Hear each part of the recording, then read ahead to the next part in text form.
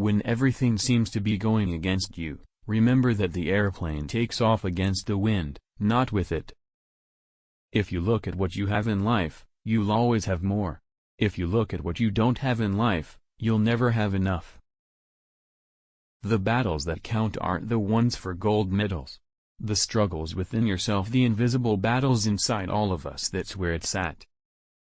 It is not what you do for your children, but what you have taught them to do for themselves, that will make them successful human beings. What's money? A man is a success if he gets up in the morning and goes to bed at night and in between does what he wants to do. I have been impressed with the urgency of doing. Knowing is not enough, we must apply. Being willing is not enough, we must do.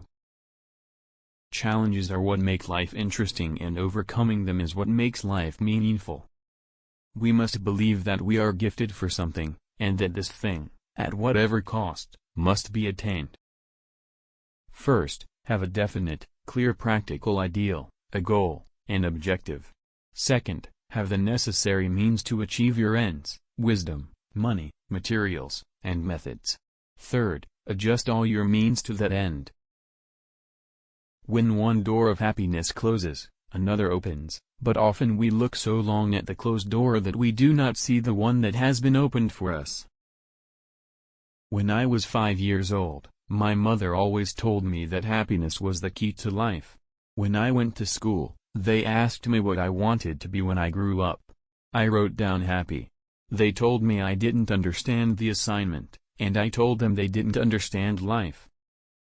Not one of your pertinent ancestors was squashed, devoured, drowned, starved, stranded, stuck fast, untimely wounded, or otherwise deflected from its life's quest of delivering a tiny charge of genetic material to the right partner at the right moment in order to perpetuate the only possible sequence of hereditary combinations that could result, eventually, astoundingly, and all too briefly. If this book has a lesson, it is that we are awfully lucky to be here, and by we I mean every living thing. To attain any kind of life in this universe of ours appears to be quite an achievement. As humans we are doubly lucky. Of course, we enjoy not only the privilege of existence but also the singular ability to appreciate it and even, in a multitude of ways, to make it better.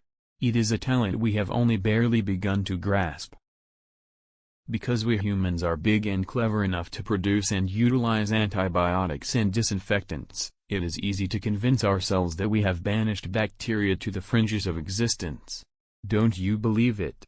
Bacteria may not build cities or have interesting social lives, but they will be here when the sun explodes. This is their planet, and we are on it only because they allow us to be.